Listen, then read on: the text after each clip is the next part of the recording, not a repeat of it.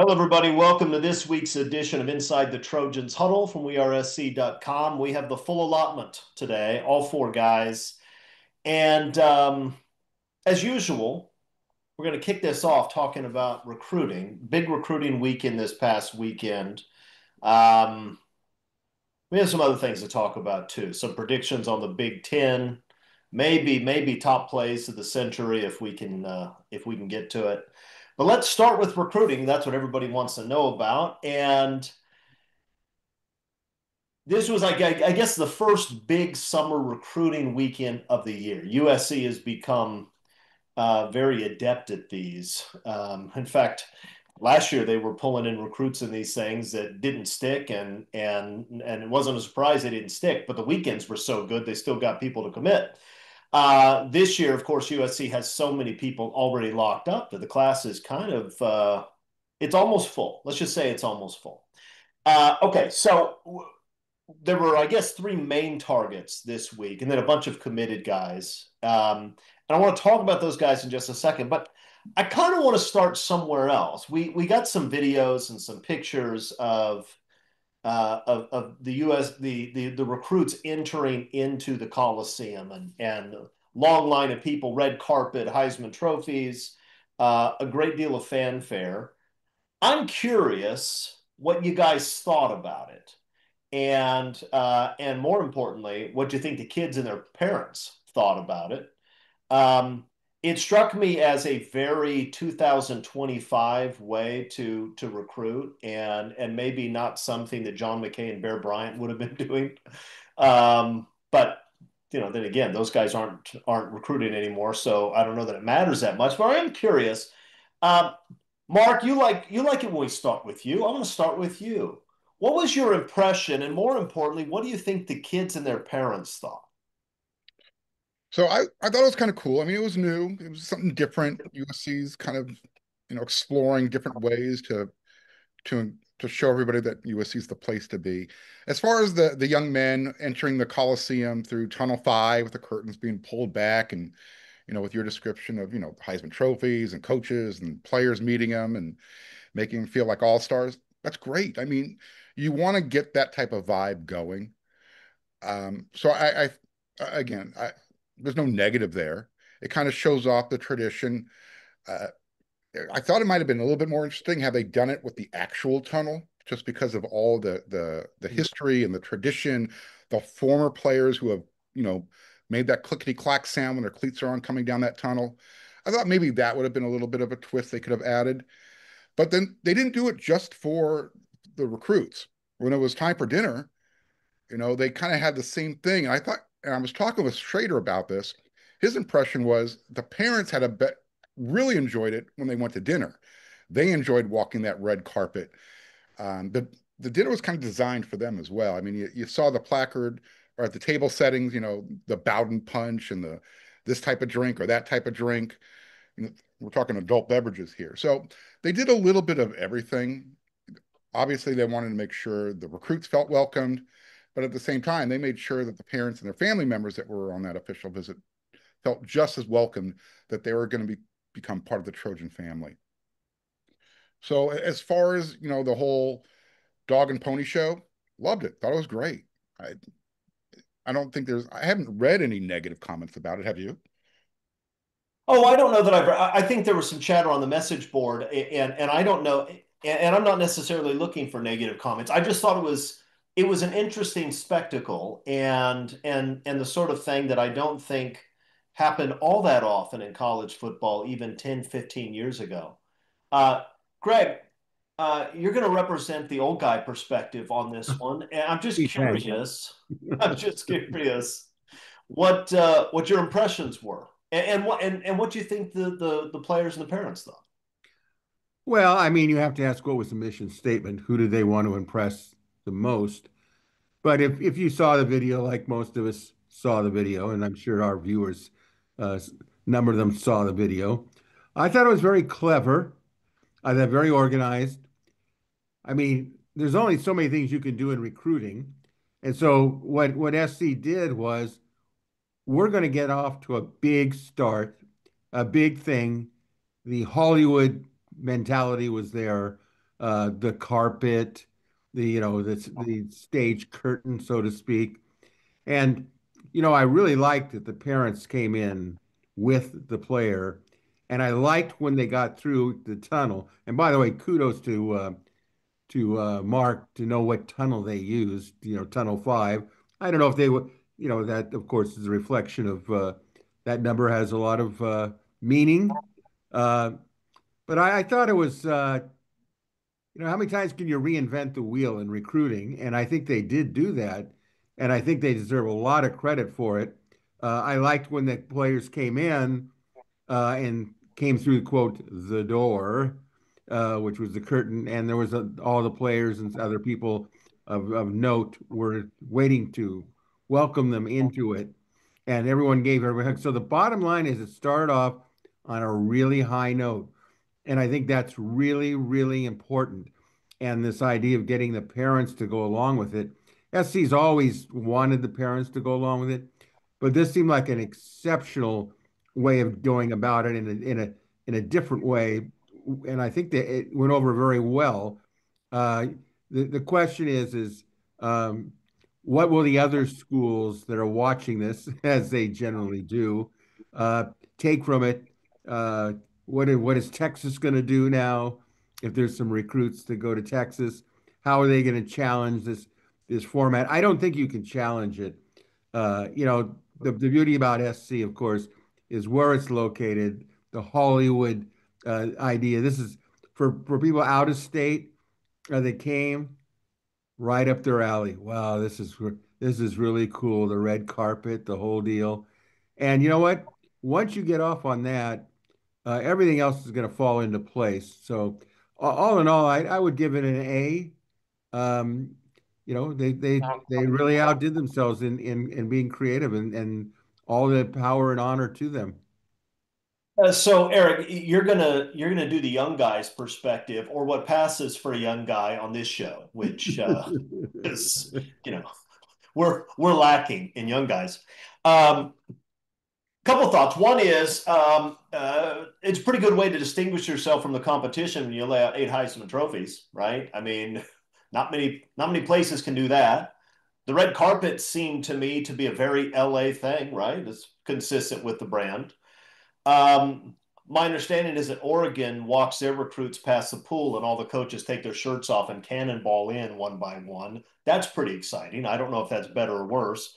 What are we missing about this, or have we talked about it enough and we should get to something else? Yeah, I think that's a piece of it, right? It's a piece. You can't bring someone in to USC and just do here's our campus, here's our academics, that's where we play football, whatever. You have to show them, hey, if you're big, right? This is what Matt Leinert's life was like. This is what Reggie Bush's life was like. Look, we see this for those recruits. We see that you're going to get this treatment and you can get that treatment at USC. You also can't just do that, right? You can't just hey, that's Malibu over there, and here's Hollywood, and that's what we have. So this is we got one example, right? We weren't sitting in and there's no video of meeting with professors or academic counselors or walking the campus or that kind of stuff. So I think you have to do all of it. And I think Chad Bowden, his group, the on-campus recruiting people, all of that, they've done a really good job at being able to fit all of it, all the different types of things that you can experience at USC into this visit. I think that's a cool, right? They still want to be, the recruits want to see that for themselves, right? They like that attention, they like that kind of stuff. It can't be all of it. Can't be all of it. But you could see kind of some of the smiles and all that at the attention and the layout and just kind of the energy that the coaches and all the staffers bring to that a small piece of it, but again, you put out what you got. You got 8 Heisman trophies. You put some national championship trophies out there. Like you make sure that they see what they can reach at USC specifically. Yeah. Yeah, and definitely Chad Bowden and his crew get a lot of credit. The coaching staff does. Probably Annie Henson still gets a fair amount of credit because I don't think they had to reinvent the wheel. I think that she put some of this stuff in place. She was fantastic as well. Okay, stay where you are, Eric, because we're going to start with the three big targets this past weekend. USC already has a commit from one of them, defensive back from Georgia, Peyton Dyer. What is it that we should know about Peyton?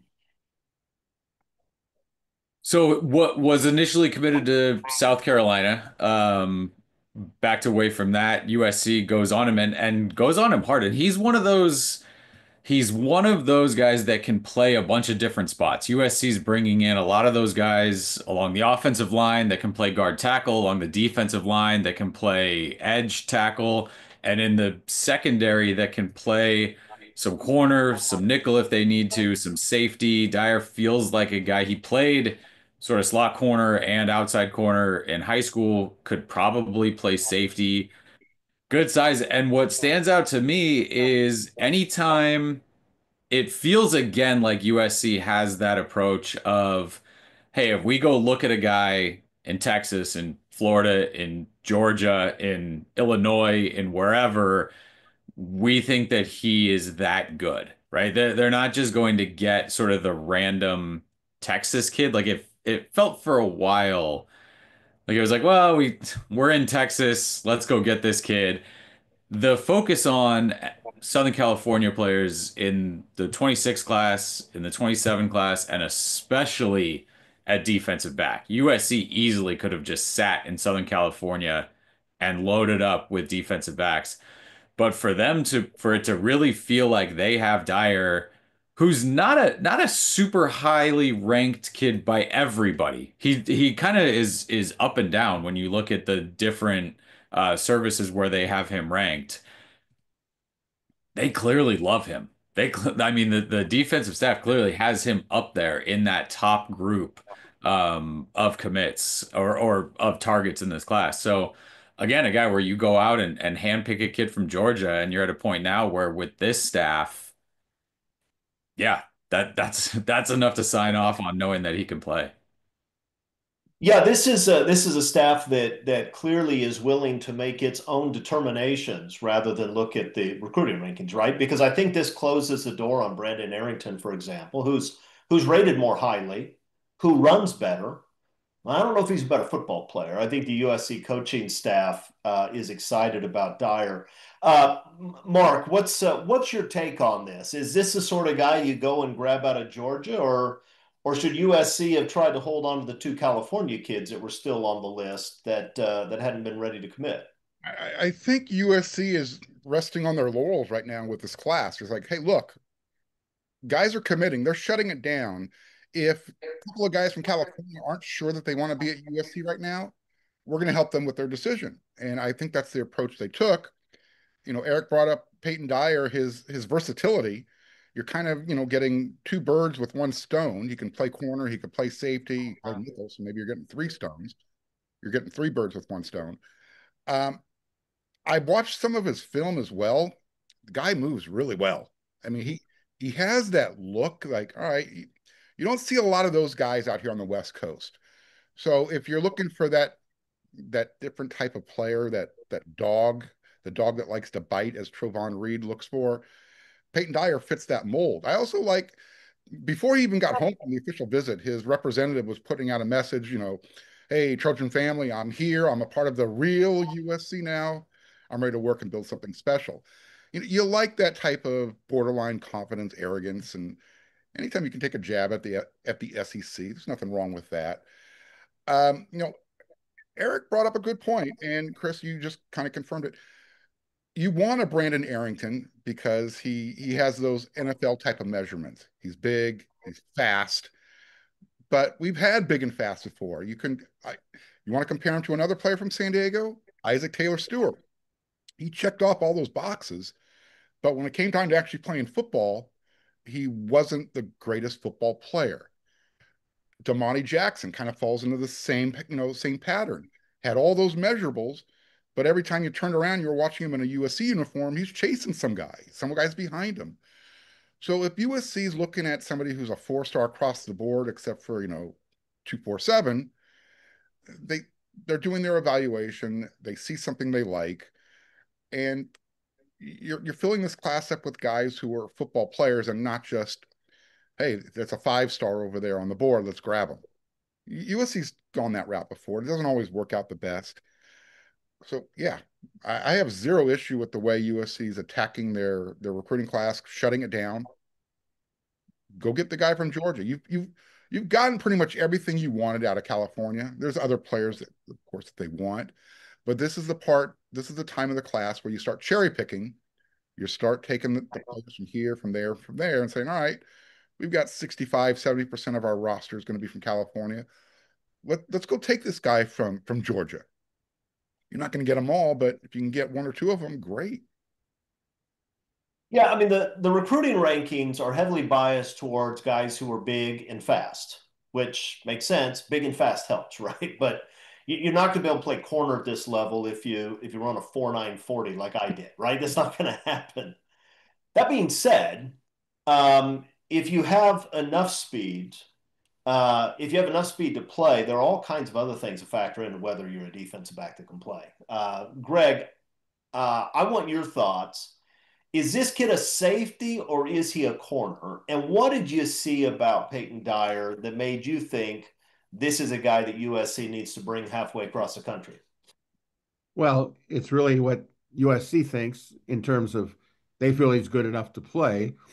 You know, it reminds me of a basketball analogy. There was a player, I'll keep the name because it's from a while ago. He could really jump. I mean, he could give you every slam dunk in the world as a recruit coming from a nationally known program in high school.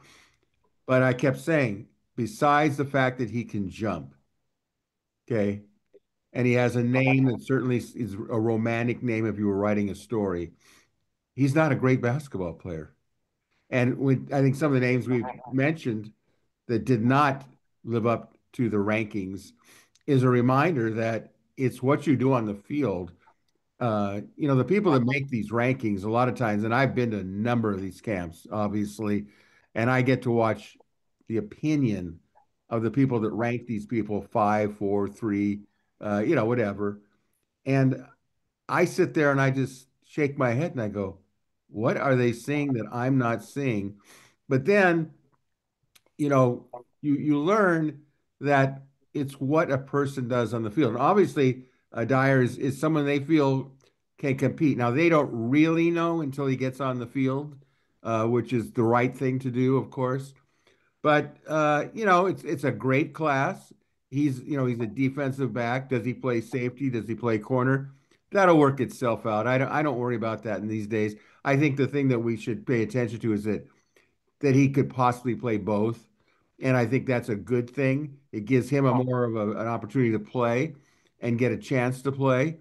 And so many players they lock into one position. Now sometimes that's a good thing.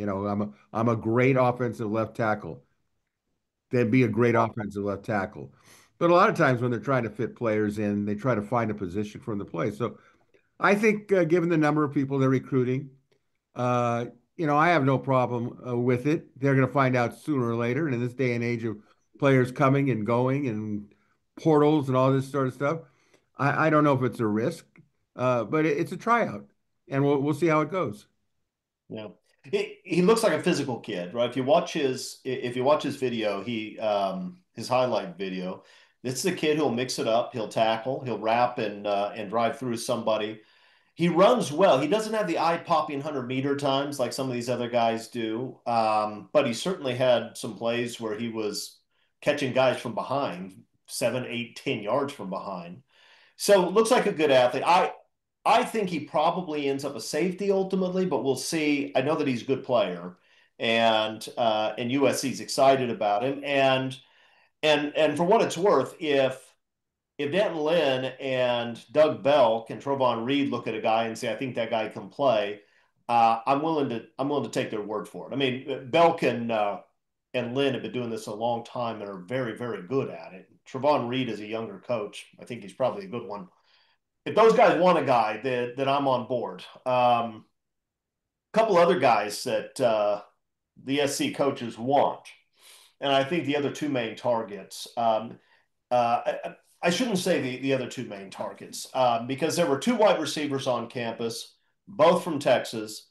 One has probably the best nickname of the group, Ethan Boobie Feaster, and then Jalen Lott, both from Texas, both talented kids. Eric, what are your thoughts on the two of them? I think the rumors are that Feaster looks like he's probably close to committing to USC. Lott seems interested, but maybe not ready to pull the trigger. But you never know until it happens. What are your thoughts on these two guys? Can USC take both? Will they take both? And if they get only one, who do you think they want the most? It yeah, it sounds like one. Um, but there's plans and then there's what ends up happening. Although USC is they've been pretty clear about shutting down position groups when they feel like they get to that number. So at this point, I would lean towards one.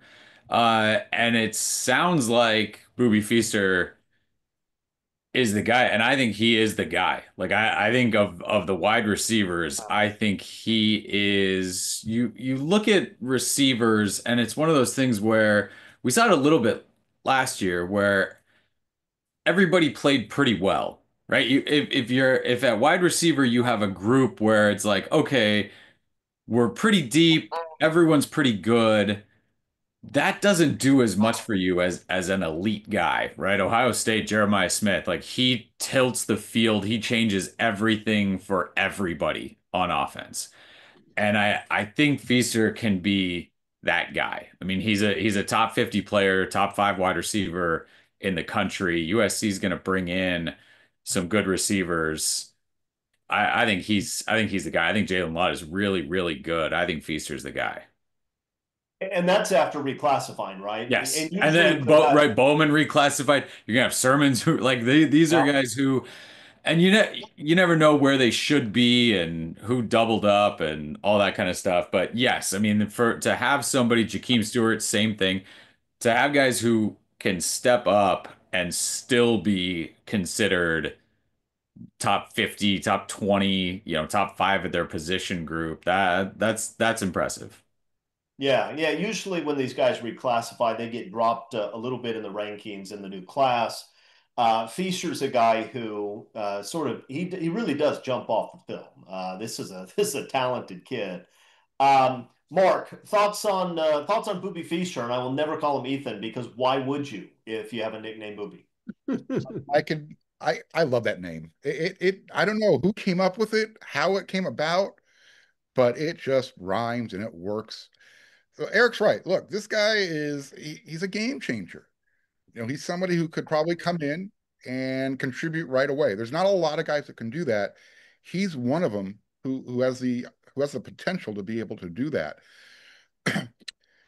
The reason why I think USC is feeling really confident, two things. One, you have Jalen Lott, who again, great wide receiver. Sister runs track at USC, but he's out there. He's been pretty vocal about it. He's still going to take a couple more trips to LSU and Texas A&M. You're not getting that same vibe from Boobie. And you're coming off the heels of this great, fantastic, recruiting weekend. And you mentioned the name Jakeem Stewart. He's saying, I'm a hell of a recruiter. He and Boobie are really tight. They're really close. So if you're starting to read the tea leaves and, trying to connect the dots, maybe he's that silent commit that's going to pop this week. Maybe it happens on Father's Day. Maybe it happens before, but USC's in a good position. They got the wide receivers they want from California. This is one of those guys you go out and you cherry pick, you plug him in, you wrap up that position group. This class is almost done. So if anybody wants to say, you know what, I want to enjoy the process, you've earned it. Great, go enjoy the process. Don't be upset when there's no chairs left to sit down in, though. Hey, thoughts on Boobie, Greg? You like boobies, Greg? I Do didn't I say like do boobies. I like Thoughts boobies? on Boobie? What do you think of this kid?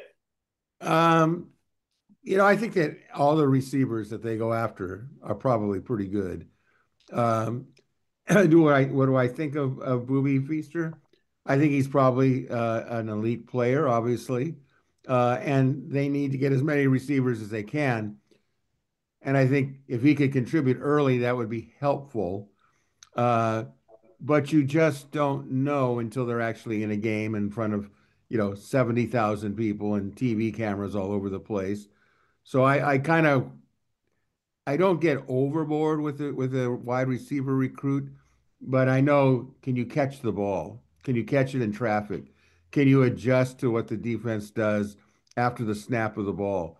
Uh, it really gets down to how smart is Boobie in recognizing all these things.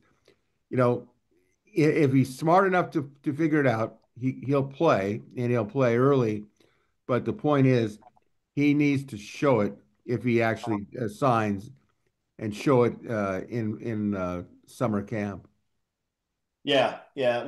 Well, wide receiver is at least a position where you can play early if you can play, right? I mean, a lot more than say left tackle. You don't want to put a left tackle out there as a true freshman unless he's a monster. A lot of guys can play wide out as a true freshman, so we'll see if he gets on the field. It wouldn't surprise me. The last guy, and we do have a commitment date for Taleno Elely, the linebacker in Hawaii now, I guess originally from California, I believe. Um, He's down to two, USC and UCLA. There was a time when that was not unusual in recruiting, right? There was a time when USC or UCLA was a pretty common final for the top California kids. Hadn't been that way in a long time. Um, so, Greg Katz, Yes, sir. is Taleno Elely the next big linebacker to play at USC? Or is he going to do the wrong thing and mess up his entire life and choose UCLA? That's the question I need you to answer for us. Well, the second part is fairly easy. There is real, excuse me, no competition between SC and UCLA at this day and age, like there was in the past, where it would get down and you say, "Oh boy, this is going to be a real struggle," and you're looking at public school, private school, all the usual boxes to be checked. I think Ely, SC's lost a lot of good linebackers. Surprisingly, I think what's important about this player is when you look at him, you see the length of his arms. You see how he goes to the ball. You know, he's to me, he's the most important recruit at this point by far. And I'm not so sure that if you put him in with who's already, committed, that he wouldn't be in the upper echelon for sure.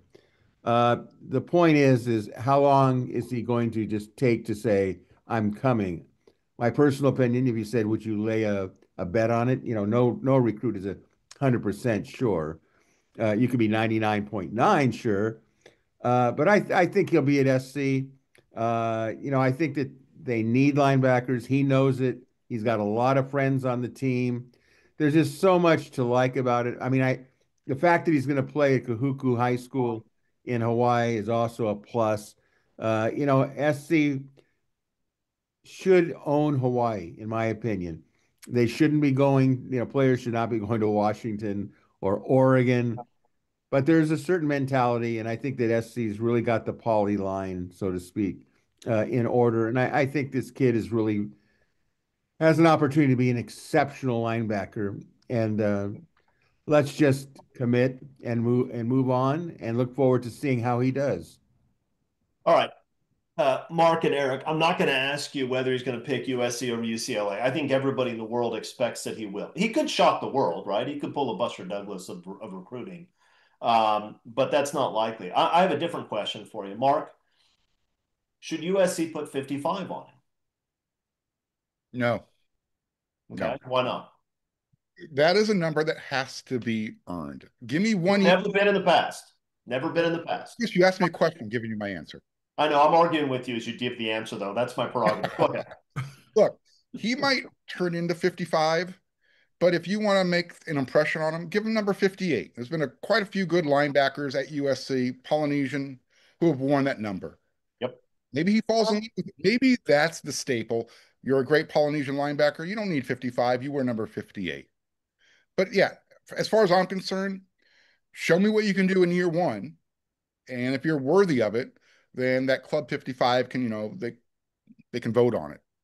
That's how I think that number should be awarded. And we should give it to Gentry right now. Yes? If he could stay on the field. Okay, but if he's on the field, he should have 55 on his back, right? I, yeah, I don't know if he would fill it out, but sure, absolutely. He Eric, doesn't. Eric, and I'll tell you guys, the reason I bring this up is because while nobody wants another Lamar Dawson situation where you give 55 to a guy and he's not in a position to handle that, um, if what you're waiting on is a guy who you know will be Junior Seau, Willie McGinnis, or Keith Rivers, I'm not sure that's going to happen. And the longer you go without using this number, the more of the magic it loses. Not for old guys like us, but nobody's seen anybody wear a USC 55 and do anything with it in like 20 years. But don't you think you're putting undue pressure on somebody to live up to that height before they've actually shown it? We talk about this all the time. How many 5 stars show up and flame out? It Tell them happens. It it happens. exactly. So why give them another Lamar? Why give yourself another Lamar Dawson type of situation? Play 1 year, wear it for the next 3. I think excuse me, I think what SC should do is they should look about from Junior Seau how they got players to wear that number and what they did to deserve that number. Uh, obviously there's been some players that have had 55, and I think that, it's really don't, and this is not directed at any of us, don't talk about 55, prove 55. Show that you're 55. In this day and age where players leave, the really good ones after 3 years, you don't get that real established number 55 feeling. What are you going to give a player who's in his junior year? We're switching you to 55. I don't really have a problem with that. And you can make it a big deal like how they do with walk-ons finally getting a scholarship. I don't think there's anything, but I think the players on the team, they know what 55 is supposed to mean for us who have seen the 55s over the years. We know how good a 55 player should be. And you have to, with all due respect to Eric Gentry, he's not a 55. I'm sorry. There's nothing that he has done. That doesn't mean he couldn't be a 55 or play like a 55, but the reality is potential is unproven talent. And to me, you have to prove it not just in the games, but the big games. And you have to be always on the field, not hurt, all that sort of stuff. So to me, if you're going to give somebody 55, they have to have at least proven it over at least a year and really be exceptional. Eric McKinney, are we squandering one of the great traditions of USC football because we set the bar so high before we give a guy the number that literally nobody can wear it? When's the last time somebody wore 55? Was it 2 decades ago? I mean, I can't remember anybody in recent years. And every year that passes, we set the bar a little bit higher. Now he has to be Junior Seau. There is no other Junior Seau. They'll never exist, right? Another Keith Rivers could happen. But I wonder, tell me if I'm wrong, Eric. No, you're right. I argue with myself on this because you don't want and I hate to have Lamar Dawson be that guy because he was what he was here, right? He tried to like played hard, did all that, not a problem off the field, not a problem in the locker room. Like you don't want not necessarily him. You don't want that situation where a kid who maybe isn't comfortable wearing it, gets it put on him and can't live up to it, and all of that snowballs, and then it ends up the way it ends up. You don't want And I don't that. want to single him out. He wasn't the only one, right? Marcus Steele wore 55 and couldn't really wear it. I mean, Yeah. there have been a few others. You don't want that to happen to somebody. The other thing is what you guys are saying is he has to play a whole season as a guy who should have already been wearing 55 to then get 55. So he's not going to do that as a true freshman. So you're sort of saying, okay, as a redshirt freshman or as a sophomore, you have to do that. Then you earn 55 going into probably your third year. Maybe some guy does it as a true freshman and wears it as a sophomore, but you get him in it for 1 year at that point. If you play like a 55 for 1 year, then you wear it the next year, you're in the NFL the year after that. So you lose the guy who's wearing it for 3 years, for 4 years, and creating that long-term legacy as a 55 that you want. And that's where I sort of flip to, yeah, if the coaches see it in this guy, and I do like that Club 55 needing to, hey, let me meet the kid, let me see film, let me do all that, let us sign off on this. But that's where I'm okay using it as a recruiting inducement if, again, if the kid knows, hey, this is what's going to come from this. And if you don't play as a true freshman, which as an inside linebacker, I think we've seen the last few that we talked about as, hey, is this guy going to play? No. And you're okay with that, right? Hey, it didn't happen this year. We're still going to go. We're still comfortable with you, confident in you. Leave the number on and then you go. I don't have a real problem with that where you're sort of playing the long game with a kid that you think can do that. And again, I don't think we're talking about, are we ruining the number? Are we whatever? Because you're part of that group, and part of it is you commit to USC out of high school, and you started that legacy as what type of kid you are, what type of recruit you are going into USC to have earned it at that point. Because otherwise, the idea is you just put it on the best linebacker every year. Again, if you get enough sort of check marks from that group, a guy going into his last year, yeah, we're going to give it to you. Right? LSU does that with 7 and 18. They kind of flip those two numbers and vote on them and put it on a new guy potentially every year, maybe every other year. But I think some of those numbers are they need to bring them out. They need to put them on guys. I mean, if it's going to be 58, I mean 58 means as much to maybe to Eley as 55 would, but those are numbers where, yeah, I think you use them. I think you use them. And if you're recruiting the type of guys that you think that you're recruiting now, you're not gonna have 42 on a walk-on linebacker or safe whatever that was that Lane had to take it away from when he got here. Yeah, I mean, look, none of the guys that we listed before, the Sayals, McGinnis, Keith Rivers, Chris Claiborne, none of these guys got 55 later in their careers. That doesn't mean USC can't change and do it that way, but they all started with it. And if USC is going to make it where 55 is a number you earn, either as a linebacker or as an edge. I mean, Sayal and McGinnis were edges more than they were linebackers at USC. I don't have a problem with that, but they should be doing that, right? They should be doing that. And if you're not doing that, the problem is it's essentially a retired number. 55 is retired unofficially, and that's a shame.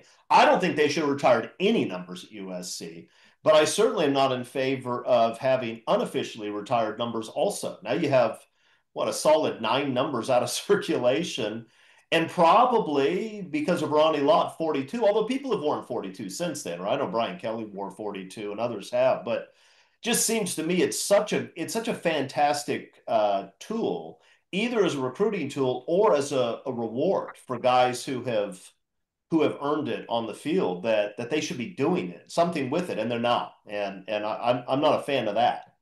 I'd put it on Gentry for what it's worth. But if you're not gonna, if but look, those guys haven't chosen it, right? Cushing and Matthews, these guys, they didn't say, okay, give me 55 my last year. They didn't do that. They could have. Ray Mealuga looked really comfortable wearing 58. Lofa Tapupu looked really comfortable wearing 58. So 58's fantastic. I don't have a problem with that. numbers. I'm just suggesting that Matt Grudegood didn't say, hey, give me 55 for last year. Nobody does that. And so if they're not trying to put it on guys who have established themselves and they're not giving it to new guys who they think will be superstars, what exactly are we doing with it other than just letting it grow old and moldy so that high school kids now have no idea the significance of that number? I think that's what's happening. That's not right. Okay, that's enough of that. we actually don't know what we actually don't know who's going to be at the upcoming big June recruiting weekends yet because they've mixed guys around so much. I think we know that Wayful, the East Coast edge, who is a monster, I think he was scheduled to be there this coming weekend, and we haven't heard otherwise. But I guess we don't know, right? Is that the state of affairs now, Mark? Yeah, we don't know. Everything is fluid. We use the F word when it comes to recruiting all the time. I mean, the big midweek recruiting visit was supposed to be Mark Bowman and Taleno Elely and Tom. They all showed up this past weekend. So yeah, you just kind of have to roll with it. You just have to wait for these updates because everything is constantly shifting. I don't know who's showing up. I asked before we started taping, I said, Eric, who's coming this coming weekend? Because I don't know anymore. It's hard to track. So let's talk about it this way then. In the coming few weekends, we're still going to have some big visitors, some big recruiting weekends. The question is, who other than the guys we've already talked about today, who are the big guys left on the list? Obviously, Wafel is one of those. He's an elite edge player. Who else is coming up that really makes a difference in what is already an excellent class? What do we think? Eric, thoughts? I thought you were on Mark. Wait, look, Wafel's the guy. I kind of can't get over him. He's a guy where USC came. I don't want to say late. They're talking to everybody all the time. Uh, but he's a guy where you look at New Jersey and the people that are the schools that are interested in him and talking to him. I think there's a few guys up on that defensive line, but he's the guy that I'm looking at as a big splash. I think that would be a big splash. I think that would be something where nationally programs take notice at USC because I think there's still a lot of, we'll see. You've seen that. I think it's been, I've seen a couple quotes from, anonymous staffers or whatever, where they're talking about, I think it'll fall apart. I think it will fall apart. Um, that would sort of kick that still into high gear, putting this class together. There is one other name, and I had to pull up the list. If they're still looking for one more offensive lineman, is it going to be Breck Koleje, the young man from IMG Academy, Kenya Pepe's teammate? So there's a couple guys out there. I think USC's class is at the point right now that once they get to 30, 31, they're going to hold those last 3, 4 spots for the regular season. See if anybody pops. See who kind of develops late. Maybe somebody decommits from another program and is all of a sudden back on the market. USC's class is pretty much done. So again, you got the offensive lineman, Brett Koleje. You've got the player that Eric just mentioned from New Jersey, Luke Wafel. Other than that, it's kind of like who's left that USC really, Jet really. Washington, right? Jet Washington in that mix, the safety who Alabama, Oregon, a lot of talk between those two. USC seems to think that they're still in the mix there. And at defensive back, you went from, there's 58 targets or whatever to now you're kind of just picking the last one there. Yeah, and even an offensive line, well, I think they still want another interior guy. You have guys who USC fans at least thought probably really high in the list at USC. I think it's safe to say walked away from you two at Lutheran, Malachi Lee. I mean, these are guys, and maybe USC wouldn't have landed him anyway. But I think it also seems clear that USC kind of looked around and said, okay, I think we're good at tackle, and maybe we'll take one more interior guy, and that's it. Um, which is interesting too. We talked about this earlier, but with those two guys, you're talking about guys who are very highly rated, and some of USC's committed guys are not nearly as highly related, and so or rated. And so you have USC fans looking at it and saying, "Well, wait a minute, why are we taking those guys and walking away from Malachi Lee? What's the impression?" I mean, I think there are a couple possible reasons. One is the USC coaches just have a different rating than the rating services do. Number two is how many top 100 guys can you take in light of how much money top 100 guys command, right? That's a legitimate consideration. or maybe these guys weren't as into USC as we had hoped. What's your thought with these offensive linemen that USC seemed to be in on, and now it seems to have walked away from? They're going elsewhere. You two just committed Alabama, I think. I think it's all that. I think you have a certain amount of money for position groups for positions or whatever your uh your salary cap for that spot is. And USC has shown that they'll go to a certain level for some guys at some spots, and they have to you just can't do that at every single spot. And so I think that becomes it. And if and where I trust, Chad Bowden, his history, understanding the GM position, all of that sort of stuff is, hey, this guy at this price point is better for our roster, for our program than chasing that guy at that price point. So Deacon Schmidt's another offensive line name that is still out there, another Colorado kid where you've got, I think you could end up with like four Colorado natives on the offensive line or something in this class. But there's a few guys still out there, and I think that's it. And I think part of it is what I've said for a while, and what Lincoln Riley sort of mentioned when he got to USC was that you had a lot of players on the roster that were California guys and well-regarded recruits who didn't really belong on a USC roster. And I think sometimes fans get where I've heard that name 100 times and I heard about him when he was a freshman. So he's better than this guy who just popped up now. Why are we chasing that other guy? And recruiting is coaches have to trust what they see, right? Are they going to be right 100% of the time? No, nobody ever has been. That's not going to happen. But if you trust them to coach him up and if you trust them to put a class together, when they say, nope, this guy's a better fit for the roster for what our situation right now, that's what they're going to do. And so that's part of it too, is letting go a little bit that guy where it's like, well, I got told, a year ago that this was a guy we had to get. In recruiting, a lot can happen in a year. Yeah, and look, this is now a professional sport where you're offering money to lure guys in, and they're all free agents. Unless you're the LA Dodgers, there are limitations on what you can do. I mean, the Dodgers are, and at times the Yankees are the lone exceptions to that, right? They can spend any amount of money on anybody they want. That's not the case for USC football, although they seem to be spending pretty well. Um, You hit the mute button somehow, Chris. no, I'm good. Okay, here's what I want to talk about now. The there are these post spring, early summer polls coming out about various things, where people are going to finish in the Big Ten, position rankings. I think that Athlon came out with unit rankings for the Big Ten. I think they had USC at it was either 9 or 10 for quarterback, and had USC somewhere in the same range overall. Let's start there. What's the likelihood, guys, that USC's starting quarterback, most likely Jaden Mayava, unless he gets hurt, what's the likelihood that USC starting quarterback is really going to be the 9th or 10th best quarterback in the Big Ten? Is this even possible?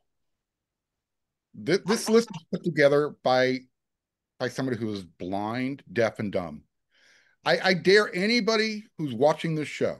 In fact, whoever did the article for Athlon, name the 8 quarterbacks better than Jaden Mayava. Just name. In fact, they don't have to be better. Just give me their 8 names. That's where this list starts off going just in a weird direction. There is so much new quarterback play going on in the big conference this year. Ohio State starting a new starting. Michigan has a new starter who's never played a down. Indiana's quarterback is a transfer from Cal. I mean, again, there is so much reshuffling at that position. The fact that they said that USC has the 9th best quarterback and not even considering who the head coach is, who develops quarterbacks. I gave that list like 3 seconds of my time and said, this is crap. Yeah, I mean, look, I'm not necessarily sold that Maiev is going to be a star. We talked about Sure. Maiev. He has talent. He needs to improve significantly in the middle part of the game. We'll see. It seems to me it's hard to believe that USC is likely to have the ninth or 10th best quarterback in a conference that isn't even known for its quarterbacks. That's just me. Maybe I'm wrong.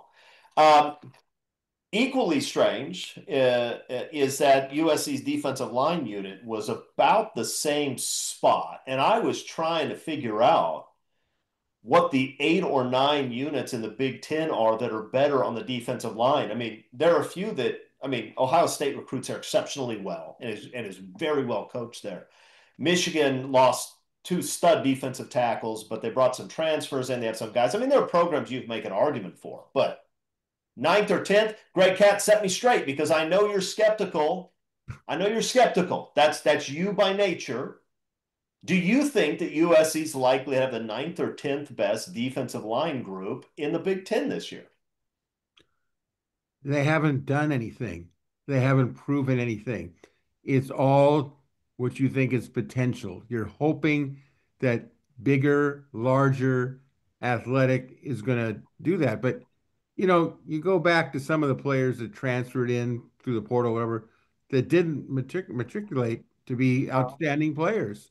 And my feeling is I have no problem with the defensive line if somebody puts SC in the middle grouping, okay? Because I go, okay, we're all thinking that this guy is going to be good, this guy's going to be good. You tend to see it with your heart rather than your head. And my feeling is if they are that average, we'll know about it. It won't take long. We're Uh, going to be in trouble too. We're going to be in trouble if they're that big average. Yeah. trouble, big trouble, especially in the early games. But my feeling is if they actually play to what we would like them to play, they should be good. But it really depends on what happens during the early part of summer camp. It depends on what happens in the first 3 games. Everyone's going to be motivated for the first game. It's can you bring it every single down, every single game, and we'll see how it shakes up. I have not seen the specific teams that are above SC. I'm aware of the rankings though for Athlon. Um, it's just somebody's opinion. If you ask somebody how many times did you watch SC play, what are they going to say? I've seen them on TV. Well, that's where most people see other teams is on TV. And sometimes you can get something out of it, and sometimes you can't. My hope would be is that start off average. Don't take it personal unless you want to. And if it is personal, then do something about it. Don't sit there and say, no, we're pretty good. Prove it. Yeah, Greg brings up an interesting point, and that is that the people putting together these lists, not only the people putting together these lists, but all of the people like us who have a team that we follow very closely, you know your team. You don't know a whole lot about anybody else, right? You don't. I mean, uh, Greg is right. The defensive line group is based on potential and talent, and there's a lot of that. Whether they'll perform, we'll see. We don't know that yet. Are there 8 or 9 groups more proven at defensive line? Probably not. There are not 8 groups that are proven in the Big Ten on the defensive front either. It's just people are making their best assessments, usually based on what happened last year and the 17 minutes of football they watched for that team during the course of the year last year. Um, but here's something interesting. So I started digging into this. I was trying to figure out what these programs in the Big Ten. There must be a bunch of proven defensive line groups, and maybe there are. But here's what jumped out at me as I started to research this. Do you guys realize that nobody in the Big Ten can run the ball? This caught me completely by surprise because you think of the Big Ten as a running conference, right? We run the football, run off tackle, power football. No, the Big Ten had 3 run offenses in the top 45 in the country last year. Iowa and Rutgers were 2 of them. They weren't even any good.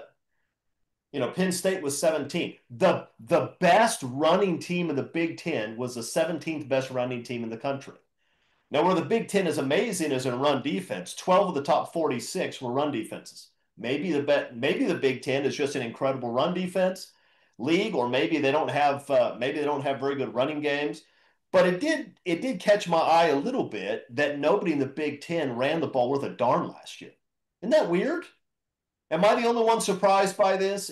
I can't be the only one surprised by this, guys. Help me out. No, you shouldn't be surprised by it. The Big Ten has changed dramatically Yeah. in the last generation. We always knew if you played the Big Ten of the legendary years of Bo Schembechler and Woody Hayes, you know what they were going to do, and they did it well because that's the way it was in college football in those days. Then Ohio State started to get the players like Art Schlichter and some of these other quarterbacks that could throw the ball. And then they got coaches that wanted to throw the ball. And today's game, recruiting is based on the basic spread offense, West Coast offense. The Big Ten caught up with it. I mean, it's not a coincidence to me that Ohio State and Michigan are winning the national championship because they've got everyone to the point where you sit there and you go they're good because they've adjusted to the times and they didn't just stay the typical Big Ten team. I don't think kids that grow up today really realize how run oriented they were. I don't know how many kids that follow USC realize how run oriented USC was. I mean, we get these classifications of what these teams are. You used to know that the tailback at USC was an All American. How do you know that? Because everyone seemed to be an All-American, and they recruited All-American. They had the ability to recruit those type of players. Um, Recruiting, again, when people overestimate it or underestimate it, is a major factor. You don't compete for a national championship unless you've got some really good players, really good coaches, and you got a head coach that is not one-dimensional to the point where everything else falls apart. So I Yeah, my you not only have to have really good players, you have to have difference makers, right? I mean, you Exactly. have to have depth throughout. You can't have massive holes. You have to have depth throughout, but then you have to have a handful of guys who can put you on their back and win a game. Which I think the last couple of years before this year in USC recruiting, they actually recruited a lot of good football players. I think they did a really nice job of finding guys who were high 3 stars or 4 stars that can play. I don't know that they recruited a lot of difference makers, not like they used to. This year may be a little bit different, but okay. You guys ready for another one? Last year, total offense leaders in the Big Ten. You ready for this? Oregon, 22nd in the country, USC, 23rd in the country, Penn State, 26th, and Ohio State, 30th. We look at USC's offense last year and think that wasn't a very good Lincoln Riley offense. And it wasn't a very good Lincoln Riley offense. They didn't block very well. They turned the ball over too much. They didn't run it enough. But USC actually put up the same yards and pretty close to the same yards per play as the three Big Ten teams that went to the playoff. Okay, that's what they did. So my question for you is there any reason to believe that USC's offense won't be one of the elite offenses in college in the Big Ten this year? I mean, based on that, if you're not turning the ball over at the end of games and costing yourself games, then why would USC's offense not be one of the top 4 or 5 offenses in the conference? Mark Holkin, are they going to be? We're going to hold you to this, by the way. We're going to revisit this in about 6 months. That's a rhetorical question, Chris. Of course they're going to be. Last year, their problem was they couldn't finish. They couldn't get that score when they needed that score. You brought up the turnovers. Well, you didn't specify the turnovers, but USC's defense gave up 24 points per game last year. When you adjust it for those pick sixes, it was 21 points per game. USC scored 30 points on offense per game. That was their average. That's way below Lincoln Riley's, 38, 39, 40 points per game average. Just give us one more touchdown per game. You're going to be one of the top offenses in the country. They're able to move the ball. They're able to put up the yardage. They just weren't able to get those points. Field goal here, field goal there, completed pass to USC player instead of defensive player. Last year is completely different. As frustrating as it was to hear Coach Riley say we're close, one play here, the ball bounces a bit different. He was right, but it just didn't get better as the year went along. And that, I think, was compounding the frustration. This year, the offense has to come out ready to play, and it has to be consistent for 12 games.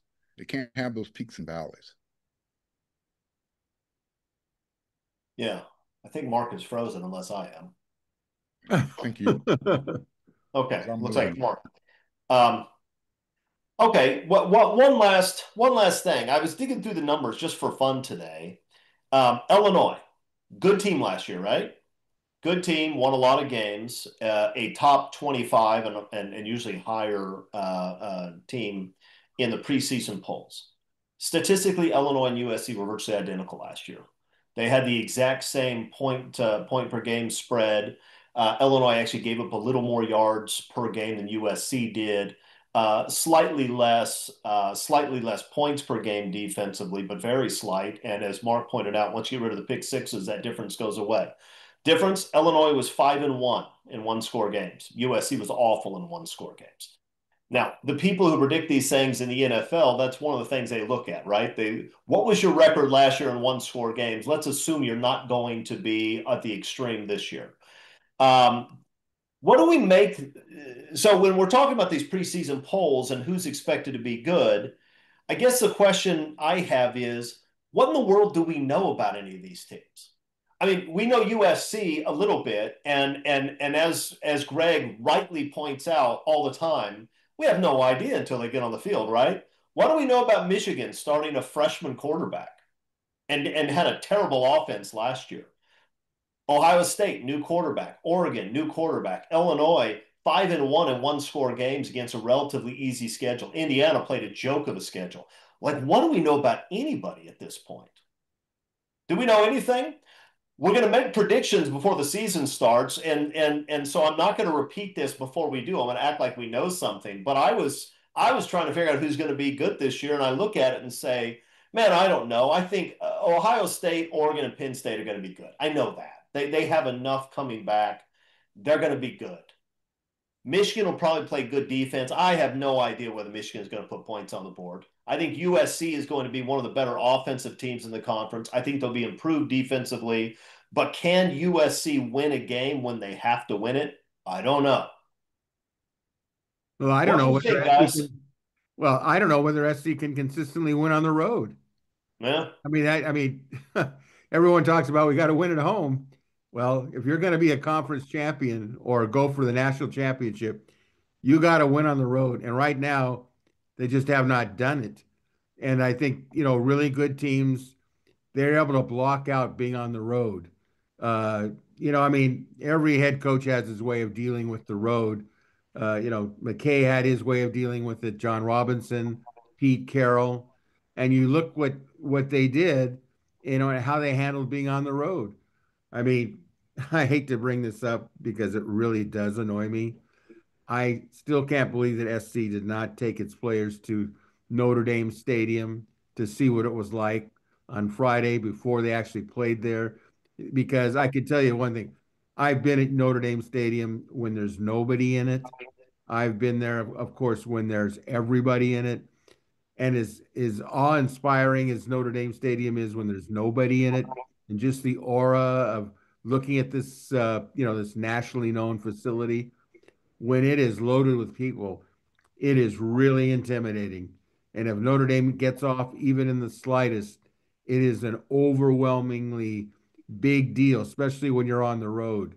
And my thing is, if Lincoln Riley is going to prove that he's a great coach, he's got to show that he can win games on the road, not just at Notre Dame, but you know, against teams like Maryland. For what it's worth, Greg, the reason they didn't do the walkthrough is because they wanted to cancel the series anyway. Guys, we're going to close with this then. I just set it up that nobody knows anything. So each of you are going to give me one prediction for the coming year. Just one. And you're on the spot. I didn't tell you this was going to happen. One prediction for the coming year that we can take to the bank. Eric McKinney, you have no time to think about it. You have to answer right now. What's your one prediction? Okay, I'm gonna go huge here. I'm gonna go predicting a walk-off grand slam before the game starts.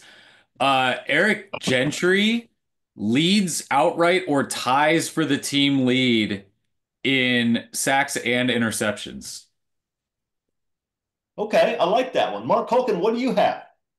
Well, Eric took half of my answer. USC's defense will have more sacks than they had last year.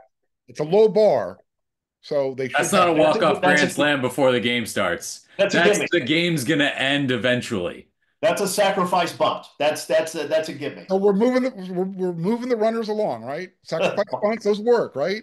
Hey, Small. I shouldn't complain when I put you on the spot like this. Greg Katz, you're the master of we have no idea until we got in the field. This is very difficult for you to do. I want one prediction from you. What is it? My prediction is everyone will be looking at the USC running game and they will predict what they think SC will do in its running game. But until Lincoln Riley decides what he's going to do with the running game, I would say that I hate to say this. I think that we'll see pretty much what we've always seen in the running game because that's what he does. And I don't know if that's good enough. Probably not, to be honest. I don't know if that's a prediction so much as a caveat, but again, I don't get to complain because You I put just you on want the to spot. get caveat in there. Here's mine. Makai Lemon has 1,200 yards receiving this year. Okay, guys, I think that's it. Unless there's something else we need to That's a say. walk off. That's a Huh? walk off. It's just no. I just went last. I'm not. I'm not making earth-shattering predictions like McKinney or sacrifice bunt predictions like yours. Mine is somewhere right in the middle. All right, guys. Is there anything we didn't cover that we need to say? We're still doing the special, right, Eric? Just this week. Okay. $1 for 7 days. A Get dollar there. for 7 days. Look, there are going to be There are going to be at least 2 commitments for USC in the coming week. You're going to want to know about it. Go sign up. Anything else, guys, or is that it? All right. I guess that's You it. did it. All right. Well, thanks for joining. We'll see you next week. Until then, fight on, everybody.